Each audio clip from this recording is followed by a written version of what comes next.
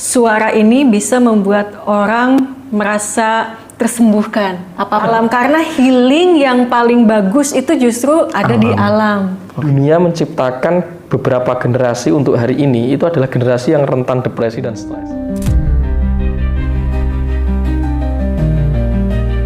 Enlightenment seorang Nabi Muhammad ini kaitannya ternyata sama kemanusiaan gitu. Perjalanan cerita itu sampai di dunia dewasanya itu udah masuk pelajaran filsafat tuh, Ndra. Spektrum ateis itu beda, dari mulai ateis yang paling santai sampai ateis yang paling radikal juga ada.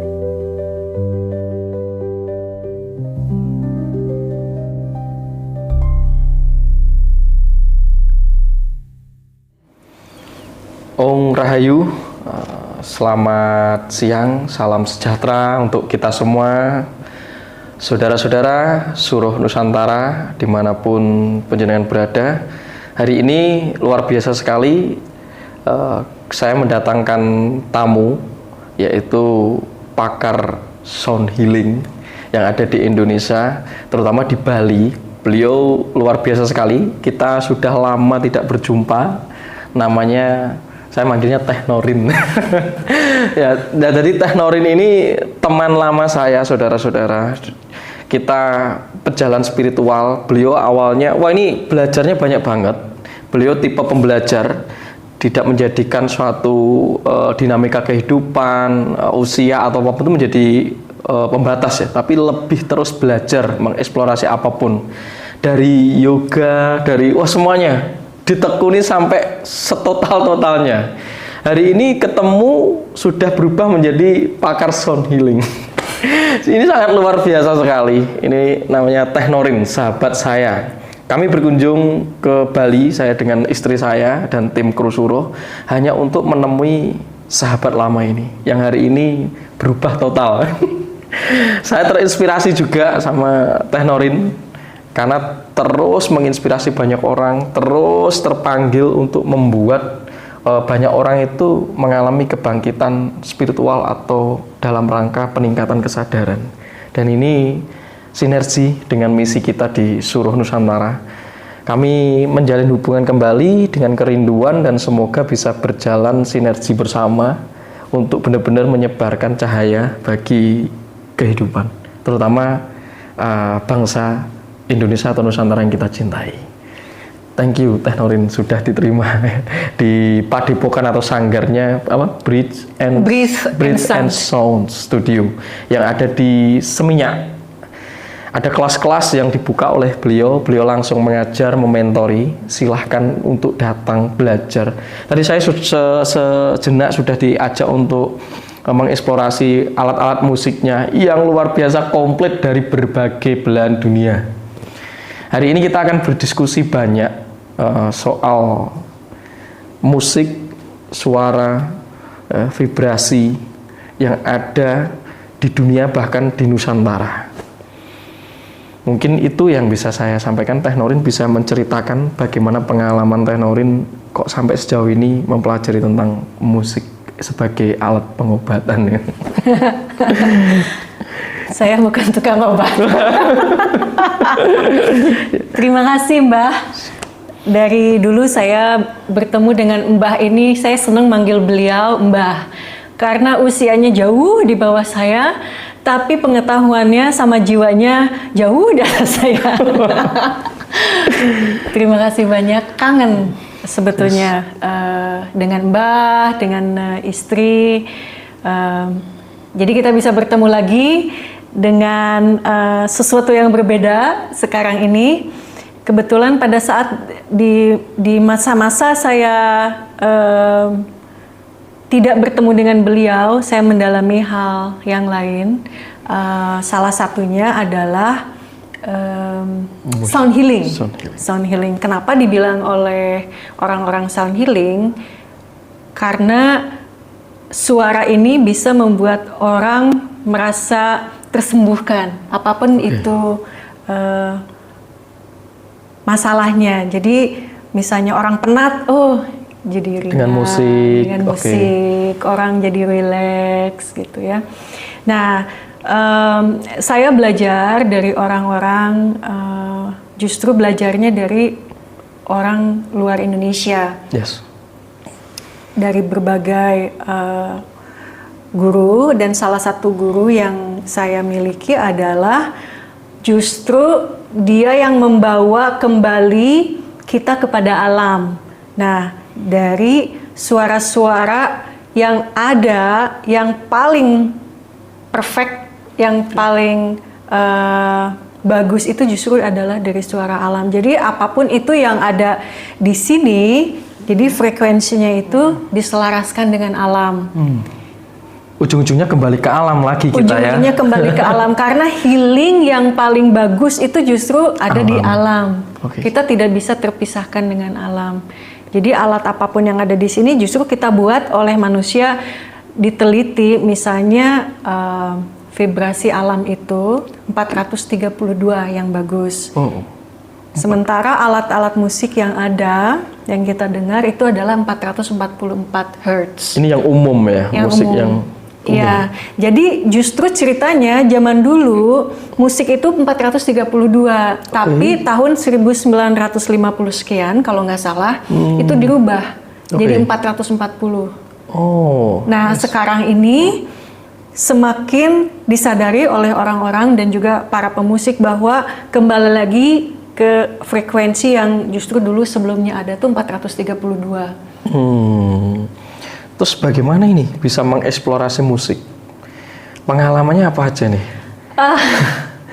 Saya dari kecil itu sebetulnya suka musik. Oh gitu. Oke. Cuman karena saya tinggal di kota, kurang akses menuju ke musik, budaya. Jadi keinginan yang terpendam. Pada saat saya tinggal di Eropa, kurang lebih total hampir 7 tahun, keinginan untuk kembali ke budaya, mempelajari lebih dalam, terutama musik, itu sangat tinggi. Nah, begitu saya kembali lagi ke Bali, dan ada kesempatan untuk belajar itu, langsung saya belajar lagi bahwa ternyata kekayaan Indonesia di bidang musik itu, di bidang budayanya ya, bukan untuk hiburannya, itu sungguh luar biasa. Sangat banyak yang digali. Saya sendiri dari Sunda nih, Jawa Barat, belum semuanya saya pegang alat musik yang ada, apalagi di daerah-daerah lainnya. Nah, dari sound healing ini yang sudah saya pelajari, kemudian juga saya memberikan kelas-kelas atau sesi-sesi, dan kebetulan 90%-nya adalah orang luar. Justru orang luar yang tertarik. Nah, di sana saya selalu membawa alat yang berasal dari Indonesia, misalnya suling Bali. Dan mereka juga ya sangat antusiasnya sangat tinggi, atau suling dari Jawa Barat, atau kecapi dan lain-lainnya. Itu justru antusiasnya mereka tuh terlihat dari matanya aja udah langsung apa itu? Iya. Kalau alat-alat lainnya kan sudah internasional, mereka sudah tahu ya. Tapi begitu mereka ada hal yang baru dan ada cerita yang dalam di dalam itu, historinya seperti apa, membuat mereka tuh lebih tertarik untuk memahami, dan jadinya hubungan si orang itu dengan musik yang saya buat saat itu tuh lebih dalam. Dibanding kalau tidak ada ceritanya gitu. Jadi intinya kita itu butuh narator ya. Jadi ada storyteller yang harus bisa menjelaskan meaning dari adanya sebuah instrumen, terutama salah satunya musik ya. Dalam konteks ini. Nah, yang paling saya respect itu ketika Technorin itu mengeksplorasi musik sampai ke dunia internasional, sampai murid-muridnya itu orang-orang dari mancanegara datang ke sini belajar dan lain sebagainya. Itu justru membuat Technorin akhirnya malah mengetahui dan berbalik bahwa di Ibu Pertiwi sendiri, di Nusantara sendiri ternyata gudangnya pemusik gitu, gudangnya alat musik yang mungkin tidak tersentuh sampai hari ini. Gitu. Itu kan yang saya rasa tadi ketika kita diskusi dengan Technorin itu kan, jadi ada panggilan di mana Technorin itu harus pulang ke rumah lagi untuk mengeksplorasi kekayaan hayati kita di bidang permusikan, yang ternyata tidak kalah jauh dari yang sudah dipakai atau diaplikasikan di dunia itu sendiri, dari alat-alat musik yang terbarukan mungkin ya. ini yang membuat saya respect. Nah, saya pengen bertanya ke Teh Norin tuh. Dari pengalaman-pengalaman yang mendalami tentang sound healing ya.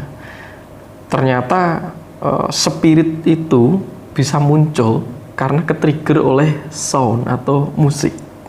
Nah, ini secara pribadi apa yang Teh Norin alami sebelum benar-benar terjun tenggelam kepada sound healing ini atau menggeluti musik untuk penyembuhan ini?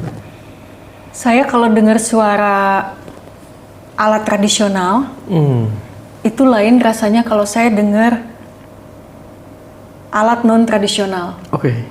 Ada di dalam itu seperti yang Something ya. ada sesuatu yang bergembira, ada yang menikmati, ada lain aja gitu loh. Tarikannya itu dan gimana ya, susah menjelaskannya. Gregetnya ya. ada itu ya? Gregetnya itu lain dari dalam. Tapi kalau mendengarkan suara musik yang modern, seneng aja, happy, tapi happy-nya lain. Ya.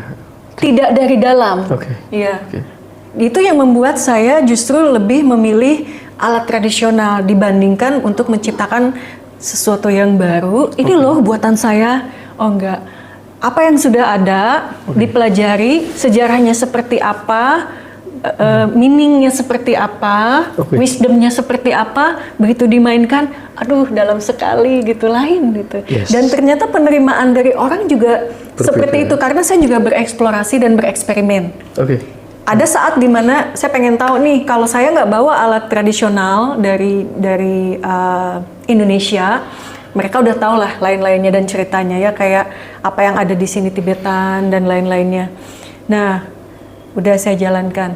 Tapi ada di mana saya juga oke, saya bawa ini, saya bercerita mengenai ini. Saya bawa ini, saya bercerita mengenai ini. Itu penerimaannya lain.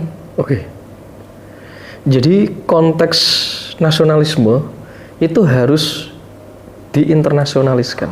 Jadi kalau nanti tidak dibawa keluar, menurut saya tadi kita seperti jagoan kampung, tidak akan pernah berkembang. Yeah. Justru hari ini harapan saya ketika saya berdiskusi dengan Teh Norin, saya pengen masyarakat kita sendiri itu lebih mencintai aset budaya, terutama di bidang musik.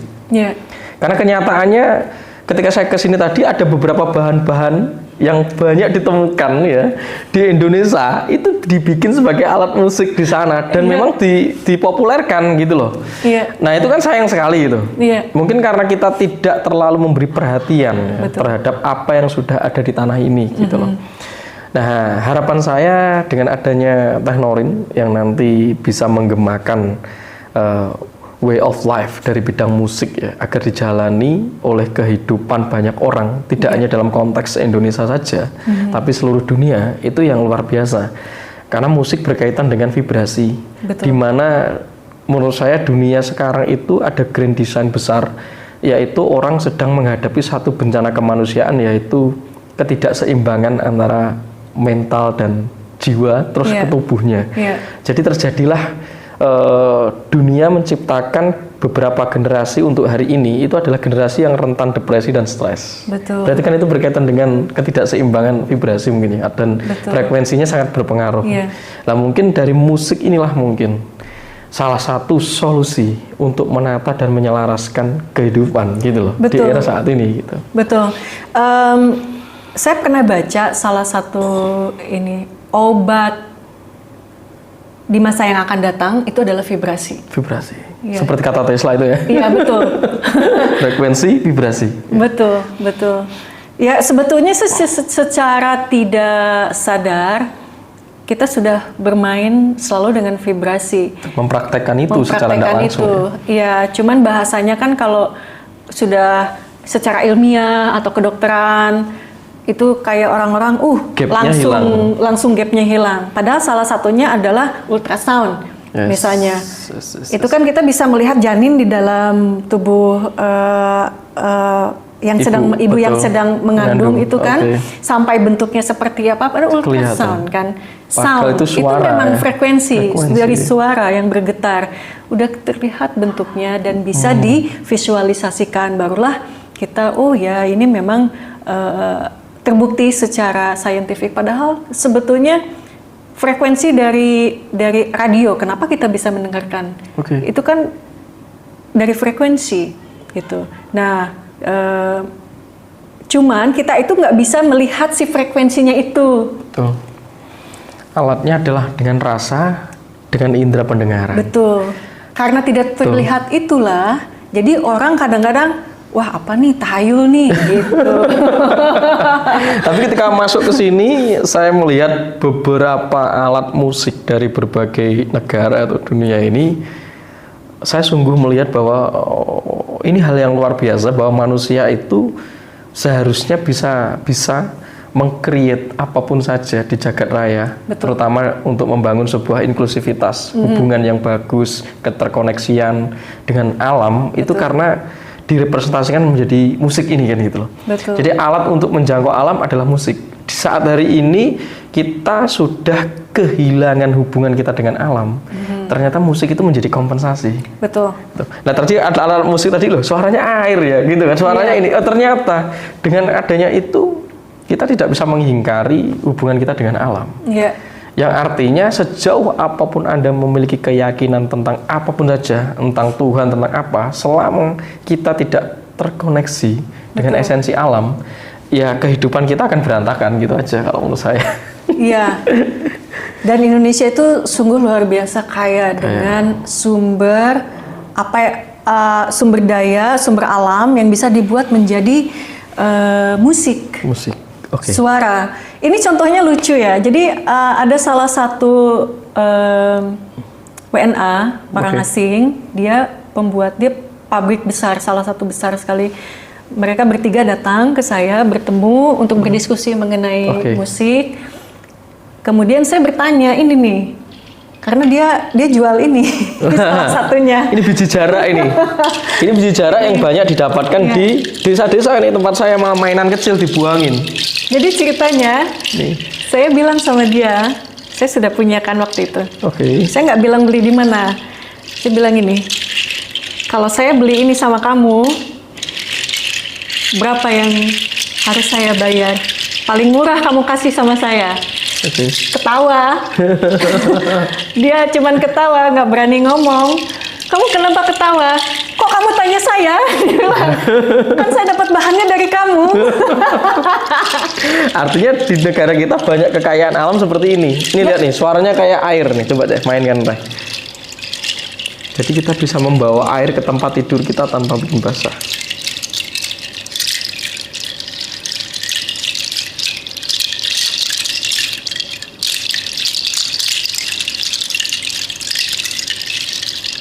Ini sering saya praktekkan pada saat saya mengajar yoga. Kan ada sekitar 3-5 menit terakhir mereka duduk atau terlentang savasana. Oke. Ya, tutup mata. Saya nggak memperlihatkan ini. Baru saya keluarkan, saya bilang, apa yang Anda dengar tidak usah dianalisa, cukup menikmati.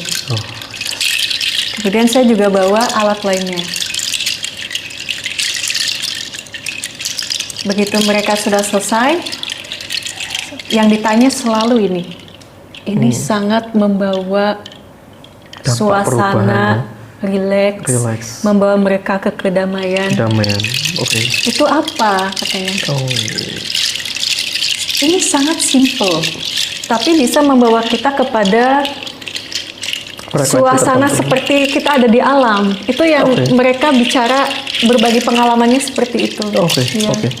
Di saat orang tidak punya waktu di dunia yang serba sibuk untuk traveling ke alam, ternyata alat-alat seperti ini menjadi kompensasinya gitu loh. Terus tadi saya cuma melihat nih, wah, kalau kita ini benar-benar mengembangkan sensibilitas kita, kreativitas manusia itu tanpa batas nih. Betul. Ini kan saya baru melihat bahwa ya juga ya, ini dari biji yang awalnya kita buang, ini mainan saya kecil nih, biji jarak ini dibuang, ternyata di sini jadi alat untuk healing melalui musik gitu loh. Wah. Dan ada satu lagi, bener-bener kaya deh bangsa Indonesia. Bahannya itu sama, ini sudah mendunia dan harganya sungguh luar biasa. Mereka yang bisa menjual ini itu. yang ada di sini, Mas. Oke. Saya buka ya, permisi ya. Oh, siap. Wow. Nah, ini. Nih, wow, keren. Sama, cuman beda bentuk aja dibuatnya. Fungsinya juga sama dan harganya luar biasa. Dijual secara internasional. Wow. Sebenarnya kalau kita tahu mengembangkan kesadaran, intelektual kita bisa dikembangkan, pengetahuannya bertambah. Iya, Jadi kita tuh bangsa kaya gitu loh. sangat. Miskin karena dikondisikan meyakini bahwa kita itu miskin dan tidak kreatif pada akhirnya. Betul. Menutup diri gitu loh. Betul, betul. Makanya saya tuh senang belajar, membangun relasi dengan siapapun saja agar bertukar wawasan gitu loh. Iya. Terkadang saya butuh orang lain itu memberikan cara pandang baru. Karena bisa jadi apa yang Teh Norin lihat itu berbeda dengan apa yang saya lihat.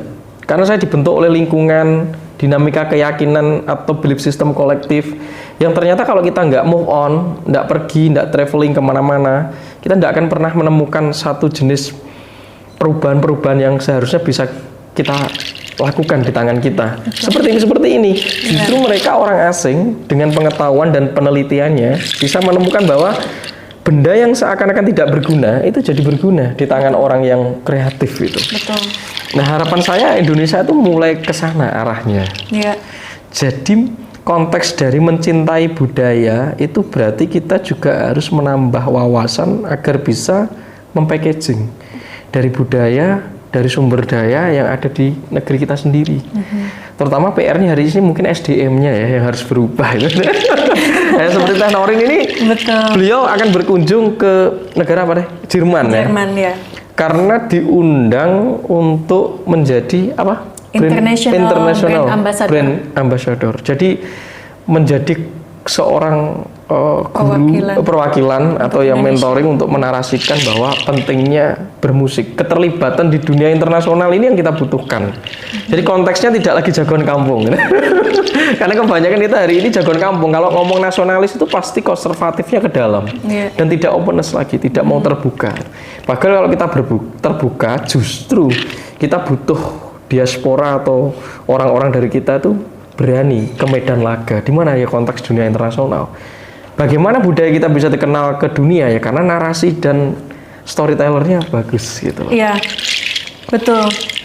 Cerita inilah yang kurang tersampaikan kepada mereka yang ingin belajar sebetulnya. Keinginan belajarnya itu tinggi, ada dari luar.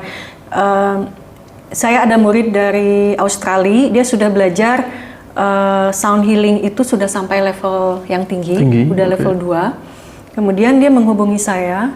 Dia nggak pernah jadi murid, nggak pernah datang ke sesi saya, cuman dari Instagram dia lihat-lihat gitu kan, dan dia merasa vibrasinya tuh nyambung sama dia. Dia akhirnya menghubungi sebelum datang ke Indonesia, mau jadi murid saya, mau belajar, mau belajar apa? Orang dia juga udah tinggi kan. Saya bilang mungkin apa yang sudah kamu pelajari juga sudah tinggi, tapi saya hanya bisa berbagi pengalaman gitu. Tapi dia tetap nggak, saya pengen belajar dengan kamu. Akhirnya waktu itu 3 hari full belajar dari pagi sampai sore, dan di hari terakhir saya bikin event di mana dia juga terlibat. Ada budayanya juga, jadi juga dia belajar dan jadi saya berbagi pengalaman penerapannya kepada dia. Gitu. Terus ada juga kebetulan dari Jerman juga. Padahal mereka tidak saling kenal, tapi sama, saya ingin belajar sama kamu. Padahal dia juga sudah belajar, tingkatnya lumayan, udah 4 bulan katanya full belajar untuk sound healing. Berarti kalau udah 4 bulan full, tingkatannya udah lumayan kan. Dia pengen datang ke saya, kapan kamu ada waktu, saya pengen belajar. Saya bilang, saya mungkin kalau mengajari nggak bisa gitu. Bukan tidak bisa, tapi kamu pun levelnya sudah tinggi, saya hanya bisa berbagi gitu. Tapi dia tetap, oh enggak, buat saya itu belajar. Tidak apa-apa. Keinginan mereka itu tinggi. Pada saat saya memberikan sesi-sesi juga, begitu saya ceritakan sejarah Jawa, sejarah Bali, hubungannya dengan alat seperti apa, langsung mereka itu lebih kayak magnet gitu loh. Terasa sekali. Antusiasnya sangat tinggi. Nah, kita ini perlu orang-orang yang bisa menjembatani untuk menceritakan makna budaya kita, apa yang kita miliki itu seperti apa. Tapi sebelum kita bisa menceritakan hal itu, tentunya kita juga harus memahami dulu. Karena kalau kita tidak paham dulu apa yang mau kita bicarakan kan, istilahnya seperti itu. Sementara kita ini gudangnya nih, banyak orang-orang yang ahli misalnya kayak Mbah ini yang paham bagaimana sejarah dan bukan hanya cerita saja, tapi juga mendalami di bidang hal itu. Karena pada saat kita memberikan sesi ini, Mbah ya, itu nggak cuman oke, kita mainkan, tapi kita suka mabok. Ya, nggak apa-apa sih mabok, berkesadaran ya. Asalkan tahu batasan. Asalkan tahu batasannya. Tapi misalnya kita suka nipu orang gitu kan. Tapi vibrasi yang kita hasilkan dengan apa yang alat yang ada di tangan kita ini akan berbeda, akan terpengaruhi. Betul. Kalau Daya lontarnya berbeda. Iya, misalnya gini, saya perhatian saya tidak ada di sini, saya cuma gini-gini aja. Kesadarannya tidak di situ. Tapi begitu saya juga menyatu dengan alam, misalnya dengan Mbah tadi mendengarkan suara air, itu memang saya pada saat memainkan ini pertama kali di depan beliau, saya terhubung dengan air. Begitu beliau bilang suara air, waduh, pas nyes gitu. Dia terhubung dengan alam dan memainkannya juga dengan penuh kemurnian ya, ketulusan. Dan tidak hanya dengan memainkan itu, saya juga menghargai apa bahan yang telah diberikan oleh bumi ini kepada kita. Tidak hanya dengan menyentuh, tapi saya menyentuh keajaiban yang telah diberikan bumi kepada kita. Full perhatian. Ya, jadi yang diterimanya pun lain daripada saya begini-gini doang kan. Tapi dengan penuh perhatian dari dalam hati, penuh